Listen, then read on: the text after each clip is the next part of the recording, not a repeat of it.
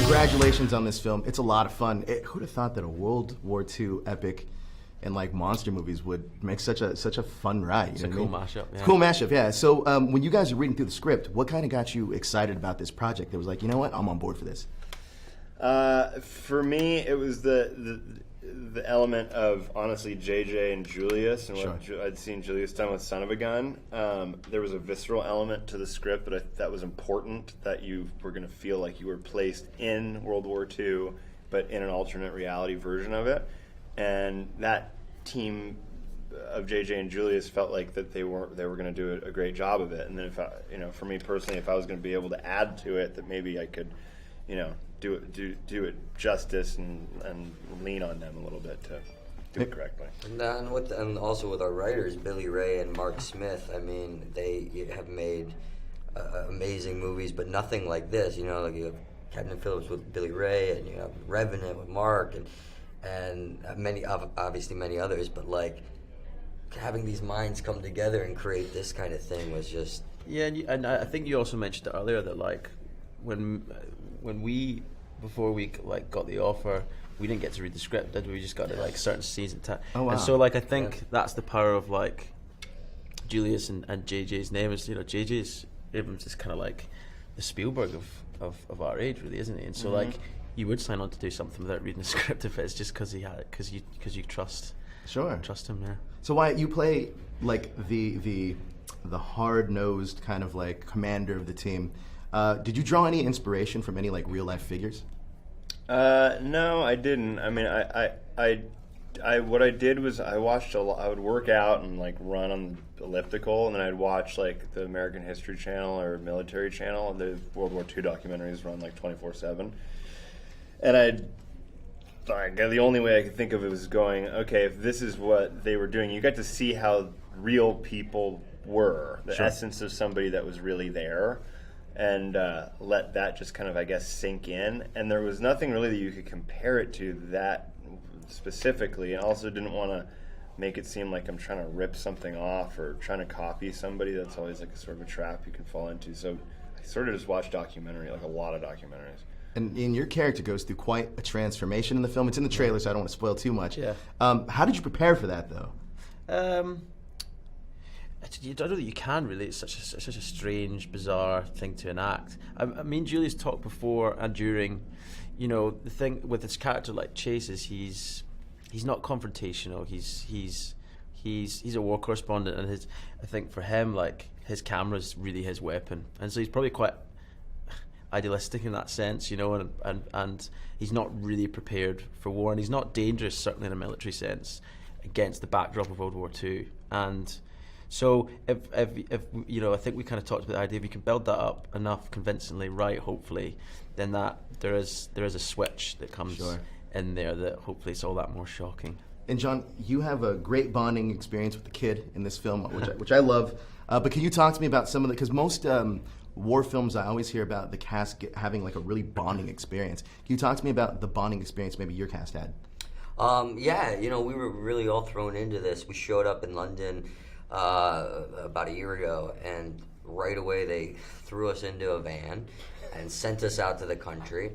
And we had a sergeant, Freddie Joe Farnsworth, who kicked our ass. Got out of the van, had to build our camp, had to build our fire, had to go through a week-long boot camp, and that forced us to bond right away and forced us to become a team. It was funny to watch. We all sort of started taking on our roles. We all started helping each other out. There's nothing like spending a week in the woods in shit with a bunch of strangers to put to draw you guys together as friends. I mean, that's crazy because the chemistry of you guys it works so well, and it's you almost forget that you're like, especially in the war stuff, you almost forget that you're watching a movie. Just like these guys have known each other. That's great. Yeah, quite a long time. That was the cool thing about the boot camp. Like it gave us a history together, which you couldn't manufacture otherwise, could you really? Yeah. So, what was one of the hardest scenes to film? Mainly because obviously, I'm sure the boot camp wasn't easy. But what were some of the hardest scenes to film in this? I think we all agree that, we all have probably different scenes that were hard for each of us for different reasons.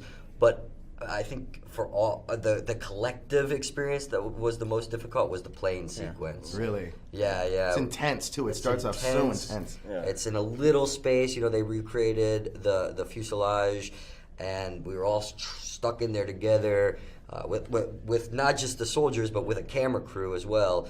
And it was hot, and you're wearing all the gear that those guys had during the war, which as paratroopers was very heavy, and it was difficult. Yeah, that was hard. How much freedom did you guys have on set to collab with the director and kind of like the backstories of your characters? Because we know the backstories of your characters that are kind of told on screen, but off screen, I'm sure, like especially your character, Chase, seems like there's a lot more to him with being the photographer and stuff like that. Yeah, he's the least more ready of the group, I'd say, at least prepared for the kind of the inevitable horrors of war. But Julius and Mark, the writer, who was on set as well, and they were very, they had a very clear and specific ideas of what they wanted and what they wanted to do, but they were also very accepting of. John's a brilliant improviser on set, and he was always coming out every take with something new, and a lot of those bits from the movies, and they were very accepting of that, and encouraged it a lot, which was a really cool environment to have. So you felt very safe on the one hand, but very free to try stuff out. This movie has a lot of charm too in terms of it reminds me a lot of like a video game. It's like you fight this boss, you level up, you fight this boss. But the backdrop of the World War II thing I think is so unique. You guys did a great job in this film. Now, last question is, if you weren't the character that you played, which character do you most relate to? That's a good question. Oh, yeah, that's wow. a good question.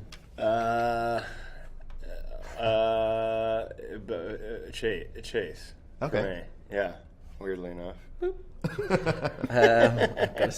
Gotta say, no, I would like to be Ford because he's like so different from me, and that's why Wyatt's so great, because he's so different from him as well. But he's He said cool. who you're most like, not who you want to be. Oh, who you want to be? Who are you most like? you? Yeah. Oh, I'm This probably guy just as speaks clumsy. Scottish. As You Chase. gotta. We all know that he's just as much of an asshole as Tibbet. So that's, I actually would say I'd be Private Bone Rack. That's who we call Rosenfeld. So Rosenfeld, we used to call him Bone Rack. yeah, Freddie. So our military advisor, Freddie Joe, who was like brilliant, but a bit of a ball. He's a breaker. Marine. Like he's a. He just gave everyone nicknames, and so Really? Dom, he's got quite a slender, nice frame, and immediately Turn it was sideways, you just might like miss to him. shut up, Bone Rack. It's like one of the first things he said.